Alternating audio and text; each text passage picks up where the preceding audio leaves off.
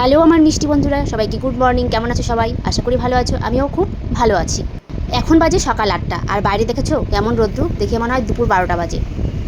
অনেকের কাছে হয়তো এই সকাল 8টাকে সকাল বলে মনে হয় না, কিন্তু আমার কাছে এটাই সকাল। আমি কিন্তু আগে আরও অনেক দেরিতে ঘুম থেকে উঠতাম, যখন আমার বিয়ে হয়নি। এখন একটু তাড়াতাড়ি ওঠার চেষ্টা করি, কারণ নানান ধরনের কথা শুনতে হয়। যাই হোক, ঘুম থেকে একটু দেরিতে উঠি বলে কথা শুনতে হয়, কিন্তু ঘুম থেকে ওঠার পরে যে রাজ্যের কাজগুলো করি সেগুলো কারোর চোখে পড়ে না। এটাই হয়তো শ্বশুরবাড়ি। যাই হোক, বাদ দাও, মেয়ে হয়ে জন্মিয়েছি, কথা তো শুনতেই হবে। হ্যালো বন্ধুরা, রুম্পাস ডেইলি ব্লগে তোমাদের সকলকে স্বাগত জানাই।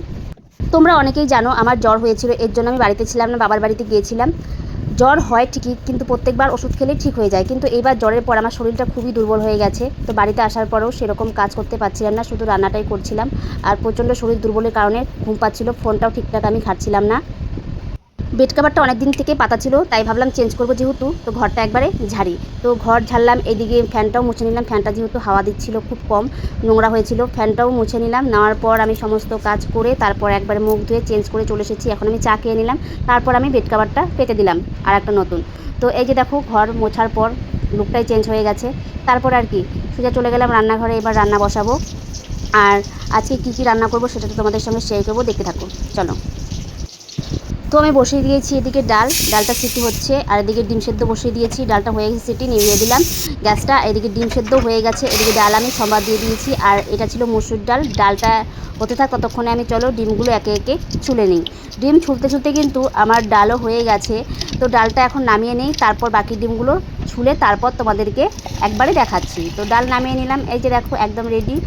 আজকে ধনেপাতা দিতে ভুলে গেছি ডালে, যাই হোক প্রত্যেক দিন তো মনে থাকে না। এই যে ডিম ছুলেও নিয়ে চলে এসেছি। আর আজকে রান্না করব ডাল ভাত, এদিকে ডিম কষা আর মাছ চচ্চড়ি। মাছ চচ্চড়ির জন্য সবজিগুলো কেটে নিয়েছি সুন্দর করে, এগুলো ধুয়ে নিলাম। আর ধোয়ার পরে টেবিলে একে একে সব কিছু সুন্দর করে সাজিয়ে রেখে দিয়েছি। আর এদিকে ভাত বসিয়ে দিয়েছি, ভাতটাও হয়ে গেছে। আর এরকম রান্না করতে করতে গ্যাসটা কারা কারা মুছছো আমাকে কিন্তু কমেন্টে জানাবে, আমি কিন্তু মুছতে থাকি।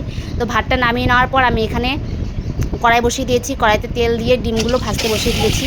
তো এইদিকে ডিম ভাজা হচ্ছে, আর এইদিকে তাড়াহুড়া করতে গিয়ে আমার হাত থেকে লবণের চামচটা পড়ে গেছে। যাই হোক, তুলে নিলাম। আজকে প্রচণ্ড চাপে আছি, কারণ বাইরের কাজের মাসে আসেনি, তো সব কাজ করতে হবে আমাকে।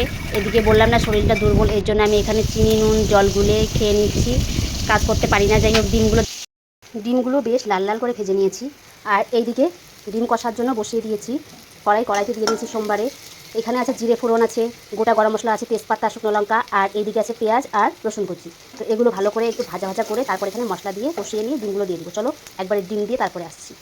ডিম কষার জন্য কিন্তু মশলা একদম রেডি হয়ে গেছে। আমি এখন দিয়ে দিলাম এখানে ডিমগুলো, দিয়ে একটু নাড়াচাড়া করে তারপর ওপর থেকে ধনেপাতা ছিটিয়েই দিলেই ব্যাস রেডি হয়ে গেল ডিম কষা।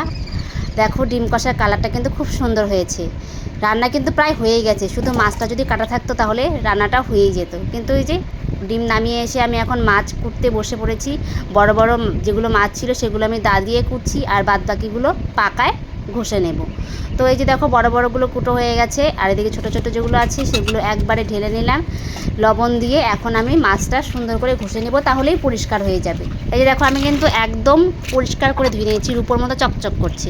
তো এতগুলো মাছ আজকে রান্না করব না, এখান থেকে কিছুটা মাছ আজকে রান্না করব। তো আর কিছুটা মাছ আমি ফ্রিজে রেখে দিয়েছি। তো নুন হলুদ মাখিয়ে মাছটা সুন্দর করে ভাজতে বসিয়ে দিয়েছি। দেখ কড়কড়া ভাজা হয়েছে, কিন্তু এই মাছটা এমনিই তুমি খেতে পারবে। যাই হোক, তারপর কড়াইতে তেল ছিল, সেই তেলের মধ্যে আমি কালো জিরে ফোড়ন দিলাম, তারপর পেঁয়াজ কুচি, রসুন কুচি, লঙ্কা কুচি সব কিছু দিয়ে ভাজা ভাজা করে তারপর আমি দিয়ে দিলাম এখানে কেটে রাখা সবজিগুলো। এখানে কিন্তু আলু, বেগুন, কপি ডাঁটা সব কিছুই আছে। দিয়ে ভালো করে এখন একটু নুন দিয়ে ঢেকে রাখবো যতক্ষণ না পর্যন্ত সবজিটা মানে মজে। তো দেখো সবজিটা মজে গেছে, এখন আমি দিয়ে দিলাম হলুদ।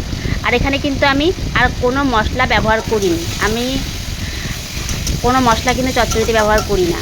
যাই হোক, যখন দেখলাম যে হলুদটা দেওয়ার পর যখন গন্ধটা চলে গেছে, তারপর আমি দিয়ে দিলাম ভেজে রাখা মাছগুলো। আর আমি কিন্তু সবজির সঙ্গে একবারে হলুদটা দিয়ে দিই না, সবজিটা মজে যায় তারপরে হলুদ দিই। তোমরা এইভাবে কারা কারা রান্না করো অবশ্যই কমেন্টে জানাবো। তারপরে ধনেপাতা কুচি দিয়ে আমি নামিয়ে নিলাম চচ্চড়িটা। আর এদিকে দেখো ওই যে জামা কাপড়গুলো ভিজিয়ে রেখেছিলাম সেগুলো ধুয়ে তারপর আমি এই যে দেখো স্নান করে চলে এসেছি।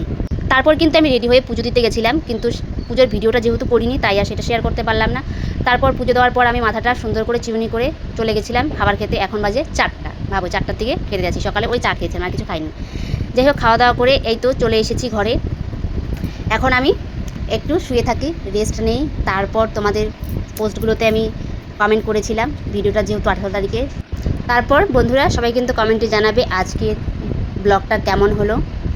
জানি সবাই ভালো লাগবে, সবার ভালো লাগে দেখে আমি ব্লগ ভিডিও বানানোর চেষ্টা করি। তো সবাই ভালো থাকবে, সুস্থ থাকবে, টাটা।